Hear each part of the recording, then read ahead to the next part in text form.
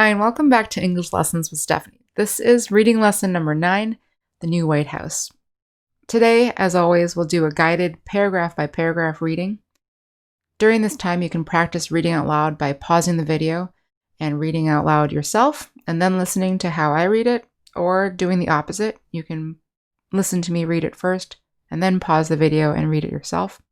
And we'll use the GASP method of guessing, answering questions, summarizing, and predicting. If you don't remember what GASP means, just remember that we'll be guessing at the meanings of some words. We'll be answering questions that you could have about word meanings, sentences, structure. We'll be summarizing the paragraph. Summarizing means finding the main idea of each paragraph, and then predicting what we think we'll read about in the next paragraph. And the whole idea of this is to help us to read more quickly. So here's our first paragraph, and you can pause the video here, or you can wait until I've read it for you to pause the video and try it yourself. This week, America welcomed its 46th President, Joe Biden. Biden takes over from Donald Trump, who was defeated in the November 2020 elections. The United States holds presidential elections every 4 years.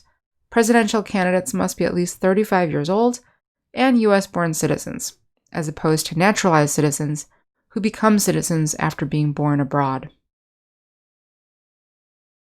In the second sentence, we see a phrasal verb, takes over, and then the verb was defeated. So we can kind of guess here. Biden takes over from Donald Trump. Donald Trump was defeated. We can see here that takes over and was defeated are kind of opposites. So you can guess what the meanings of these two verb phrases could be. The elections, these are the processes that took place in November 2020. And just a note, when you pronounce these years, 2020, you could say it like this, 2020, or you could say 2020. People say both. It doesn't really matter. We don't do the same for years like in the 1900s. We say 1985, for example. We don't say 1985. Okay, the second paragraph here, we have two paragraphs on this page because they're very short. So the second paragraph tells us that the United States holds presidential elections every 4 years. And this phrase here, every 4 years, is very useful because it tells us that something happens regularly after 4 years. So once, and then again after 4 years, and then again after 4 years. So you can replace the phrase 4 years with any length of time to describe how often something happens. You could say every day, every week, every month, every 10 years, every 2 hours. That's very useful. Okay, and the last sentence tells us information about presidential candidates. A candidate is someone who could be president. So to be a candidate to be president, you must be at least 35 years old and a U.S.-born citizen. So U.S.-born citizens are different from naturalized citizens. Naturalized citizens become citizens after being born abroad. So you can guess what these things mean. Let's summarize what you've read on this first page and take a guess as to what you might read about on the second page. There are several political parties, but only members of the Democratic and Republican parties have won the presidency since 1853. While there are many differences between these two parties, the core difference concerns the role of government in people's lives. Republicans believe that the federal government's role should be small, and that the majority of decisions be made at the state, local, or individual level. Democrats, on the other hand, believe that the national government should take a larger role in everything from human rights and public health to taxation and business regulation. Okay, to begin here, let's see if we can find one sentence that best describes the main idea of this paragraph. So there are only 4 sentences in this paragraph. Take a minute, read it again for yourself, and see if you can figure out which sentence gives us the main idea. So the first sentence tells us there are 2 main parties, Democrats and Republicans. The second sentence says there are many differences between these 2 parties, mainly the role of government in people's lives. The third sentence tells us about Republicans. The fourth sentence tells us about Democrats. So we know it's not the third or fourth sentence because those are detailed sentences about Republicans or Democrats. And this paragraph is about both Republicans and Democrats. The first sentence just introduces us to the idea of these two parties. So the main idea is best given in the second sentence, which tells us about the main difference between these two parties. Okay? Hopefully by now you can guess what political parties are. They're not the fun kind of parties. Here, party means a group of people who share the same politics. Core difference, we just said was kind of a main or important difference. And the role of government, right? So the role of government, the role means the position that they should have or the power they should have. The next highlighted word here, federal, is a bit harder to understand. But if you look at the sentence, you'll see that you can guess what federal means. So Republicans believe the federal government's role should be small. The majority of decisions be made at state, local, or individual level.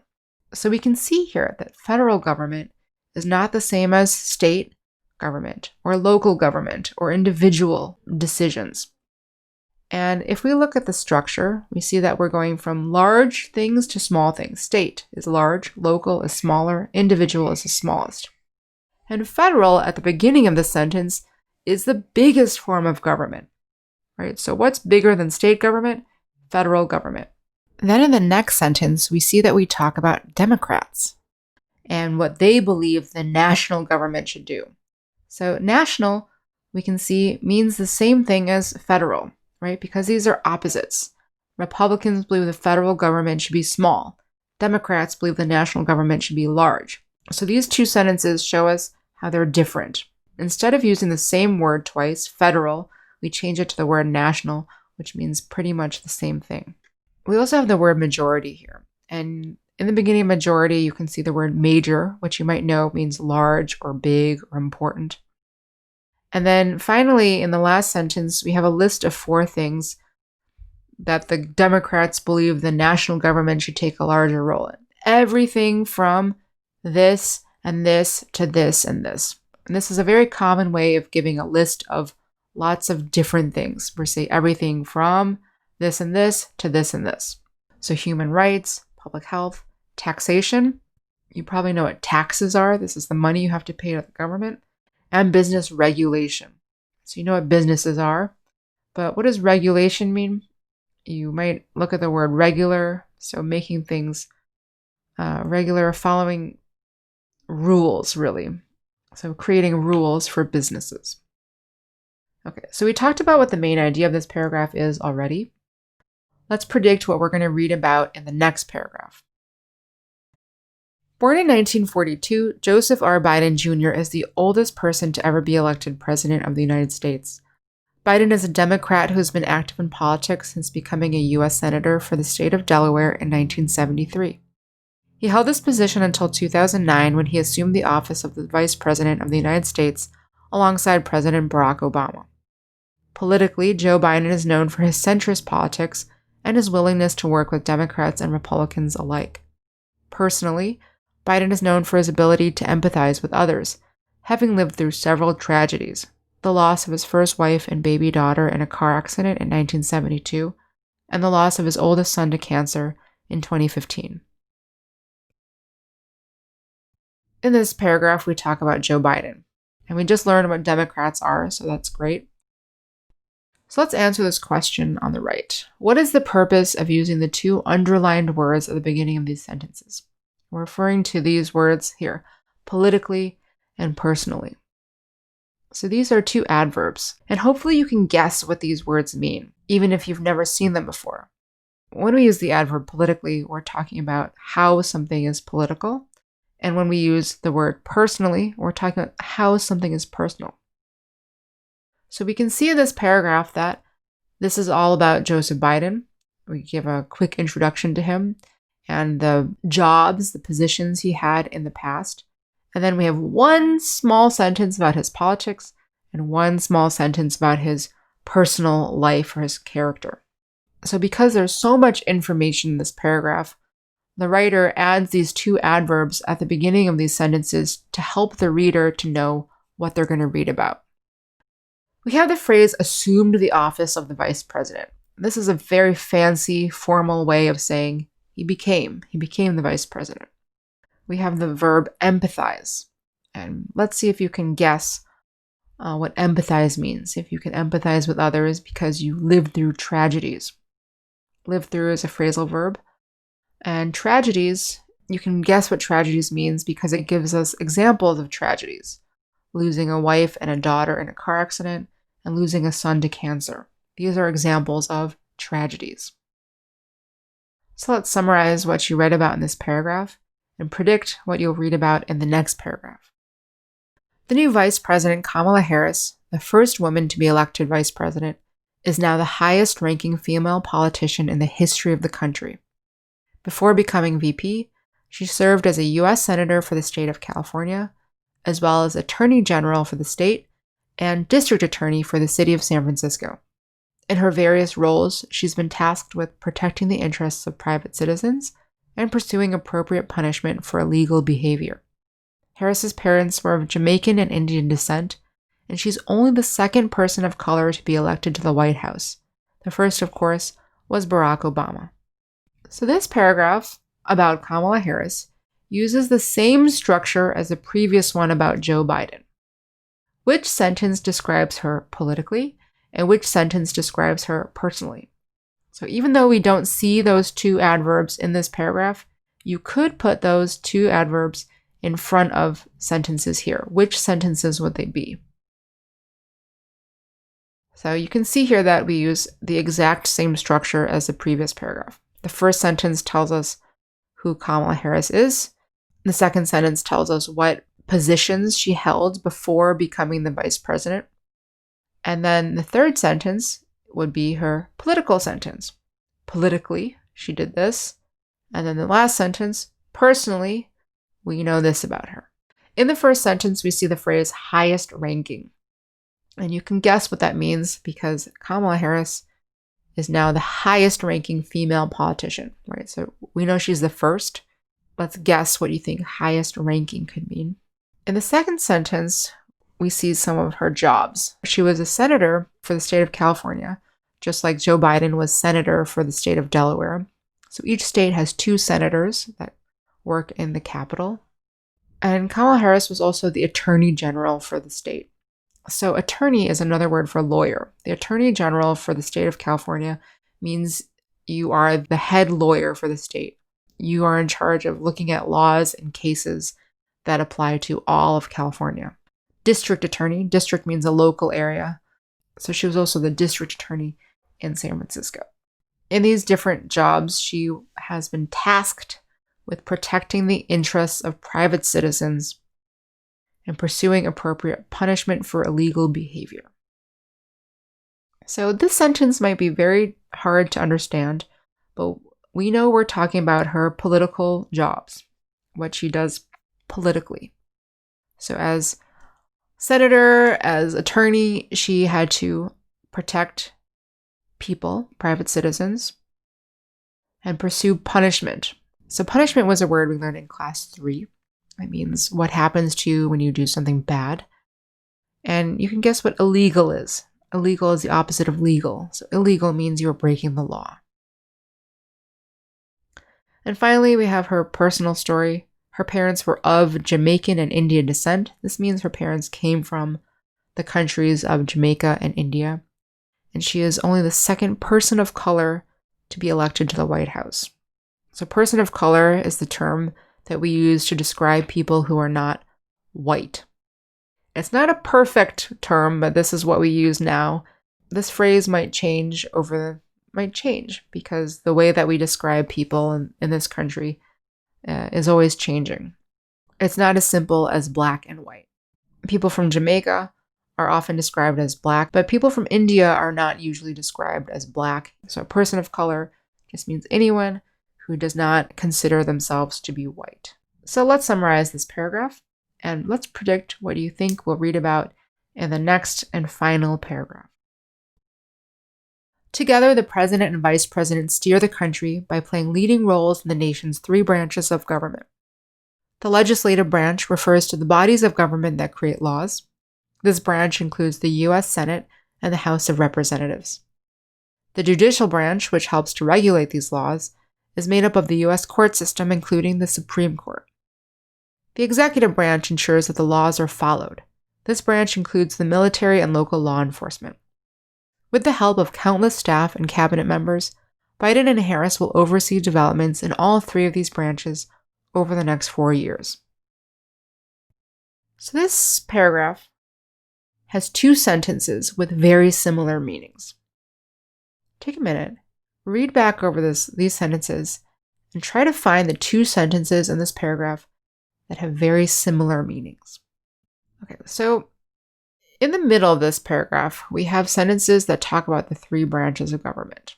It's easy to find these sentences because the branches are in bold type: legislative branch, judicial branch, executive branch. So these sentences do not have similar meanings because they're talking about different branches. The first and last sentence of the paragraph, however, talk about all three of these branches and the president and vice president working together.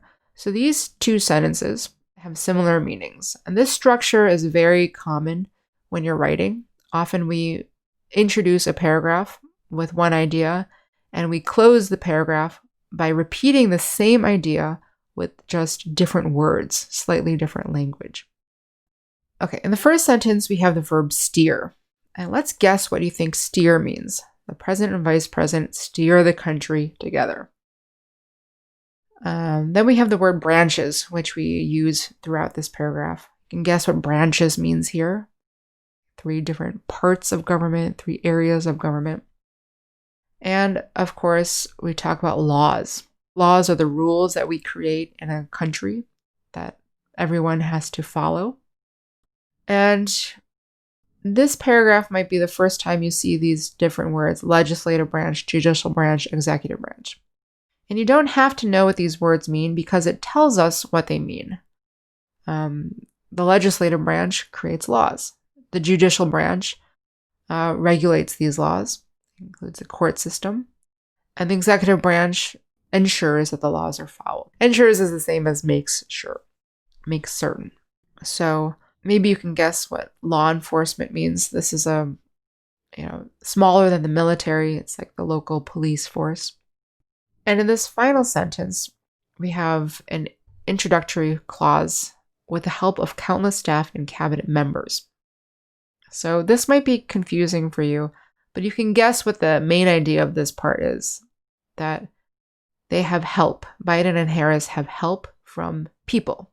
This word countless, you can guess, has something to do with numbers. It has count. But even though it has the word less in it, it means a lot. So countless staff means a lot of staff. Staff are the people that you work with. And cabinet is the word that we use to describe the president's top advisors, the top help. Some examples of cabinet members would be the Secretary of State, the Secretary of Education, the Secretary of Agriculture. These are all very important roles in the government. And then we have the verb oversee. So oversee developments. And if we remember that the first sentence and the last sentence have very similar meanings, we can guess that oversee developments and steer the country have very similar meanings. So this is our last paragraph. This last paragraph is a very quick introduction to how the US government is organized. And I strongly encourage you, if you're interested in politics or government, to do a little bit more reading about how the government works here in the US. Now that you've finished, you can summarize what you've read. You should go back and review any parts you're still confused about. Look up words in a dictionary. And remember our grammar lessons week where we learned about helping verbs. Go back and look at the uses of helping verbs and see how they work in this reading. And finally, let's continue with this week's writing and speaking lessons. In writing lesson number 9, we'll talk about all this vocabulary and how to write with it properly. And in our speaking lesson, we'll have a chance to talk about politics. So that's it for today. Thanks for joining us. If you liked the video, please like, comment, ask questions, and don't forget to subscribe to the YouTube channel. Thanks again. See you next time.